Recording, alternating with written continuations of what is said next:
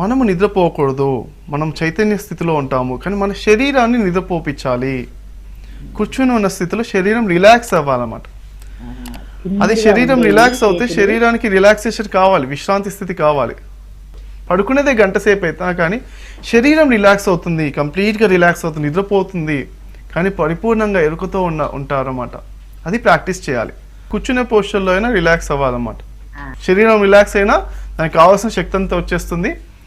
మిగతా సమయాల లోపల మీరు చక్కగా ఆరోగ్యంగా శక్తి పరంగా మీకు తెలుస్తుంది, ఇంకా అందం పరంగా కూడా తెలుస్తుంది. చెప్పేస్తారు మొహంలో పీకిపోయినట్టుంది అని అంటారు. ఎవరికైతే సరిగా ధ్యానం కుదరకపోయినా, ఆలోచనలు వస్తున్నా, అంటే నిద్ర లేకున్నా కానీ వాళ్ళ మొహంలో తెలిసిపోతుంది కదా అనేస్తారు అన్నమాట క్లియర్గా. మనం దానికి కావాల్సిన అవి అంటే చెప్పేస్తారు, మన తోటి వాళ్ళే మనకు చెప్తారు, గైడెన్స్ ఇస్తారు.